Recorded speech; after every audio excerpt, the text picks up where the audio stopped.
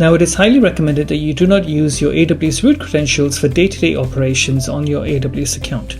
And any kind of tasks or configurations or setting up of new solutions that you do within the AWS platform should really be done using an IAM user account rather than the root user account. This is because the root user account is extremely sensitive, and using it on a day-to-day basis could potentially lead to security issues. In this video, I'm going to show you how to set up an IAM user and an IAM group. Let's get started with this tutorial. Now, in order to create your IAM users, you'll be using the AWS Identity and Access Management Service, or IAM for short.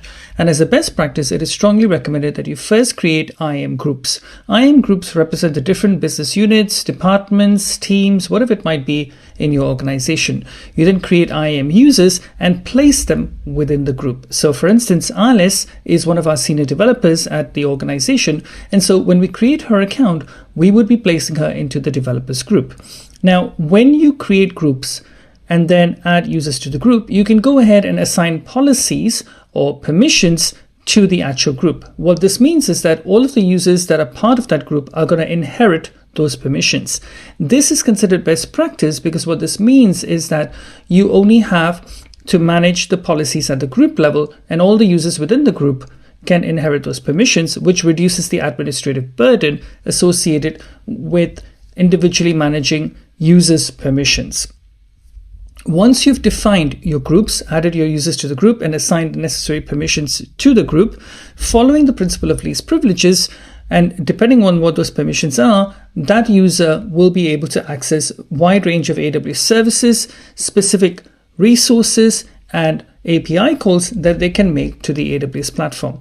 Now, generally, you can assign broad range set of IAM policies and permissions to the group or to the user, but in the real production world, you want to be very careful and granularly define your permissions so that you follow the principle of least privilege. Right, let's jump into the AWS Management Console, actually set up an IAM group and an IAM user, and also attach a policy to the group. Okay, so here we are in my AWS management account. This is what I call my development account, and I'm going to go to the North Virginia region. And normally I do all of my lab exercises in the North Virginia region, but you can choose a region of your choice. Now we're going to go into identity and access management. So if you just search for IAM, let's open that up in another tab. Incidentally, when you go to IAM, you will notice that the regions are all grayed out. This is because IAM is what we call a global service. So when you create Alice is basically a globally unique user across all of the regions in your AWS account.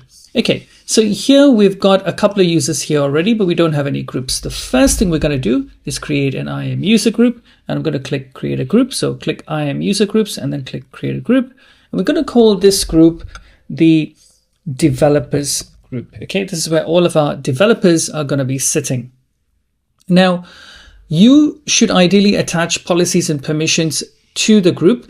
Now, these are what are called managed policies. These are created by AWS. You can't edit them, but they are quite broad as such. Now, you can create your own policies, which I'll provide details of in another video. But for now, I'm just going to actually select a very broad policy. Probably not a good idea, but it's something that you could do, which is the administrator access policy. This basically gives you all of the privileges of a super admin in your account. Now, within your organization, you might have one or two individuals that need this level of access. Okay, so Alice is our senior most administrator, and so I'm going to give her this level of access. But by and large, when you have multiple users in the organization, you probably want to go ahead and create policies first and then assign those policies to specific groups or users. Okay, so let's just give the administrator access to this developers group. In fact, you know what? I'm going to call it senior developers. So, okay, so it kind of like has a reason why we're giving this level of access, and then go down and click create a user group. Okay, so that's our group created. Now, currently there are no users in the group, so that's fine. We're going to go ahead and click IAM users, and you can see I already have a couple of users in this account. Going to create an IAM user account for Alice. So we'll call this Alice. And Alice is going to be provided with a console access, so she can log into the AWS Management Console, do pretty much the kind of stuff that I'm doing right now. So provide user with console-based access. Now, Alice is a fictitious user, so I'm going to actually set up a custom password myself. For her, you could auto-generate the password, and you can tick this box that allows Alice to change her password when she logs in for the first time, right? When she logs in next. So I'm not going to do that because, well, there really isn't any Alice in my organization, but you get the idea. Okay, so here we go. We're going to go ahead and click next. And now we're going to place Alice in the senior developers group. So we can add the user to the group, or we can assign permissions directly to the user. We don't want to really be doing this unless you have a specific reason for it, because it makes management of permissions and assignment to individual users a bit more cumbersome. So we're going to add our user to the group. That's the senior developers group. Click next and go ahead and click create user. Now at this point in time, we've got our user set up. So Alice is our user. That's a password. I'm not going to show that obviously. And that's the console sign-in URL, the customized URL that you're going to be using when you log into your account as Alice. Now, Alice is now set up, so we can go ahead and click return to users. This is saying you haven't downloaded the password file. I don't need it. I know what the password is.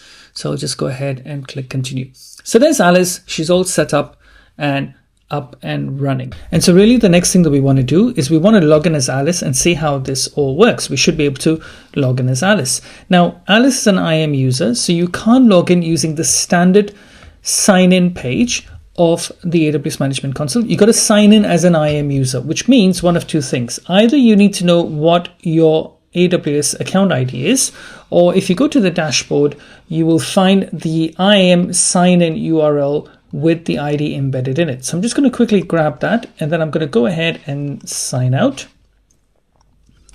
And then I'm going to paste in that URL in there. So this is one you want to bookmark, obviously, and that's your ID in there. And so now what I can do is I can type in Alice's username and then Alice's password and then sign in. And here we are, folks. I am now signed in as Alice. Okay, and you can see Alice has got access to almost everything because ultimately we've given her administrator access. The one thing that Alice can't do by default, which only the root user can do, is get a view of the costs in this AWS account, which we can actually delegate as well if we wanted to. All right, folks, that pretty much brings me to the end of this video. I'll see you folks in the next one.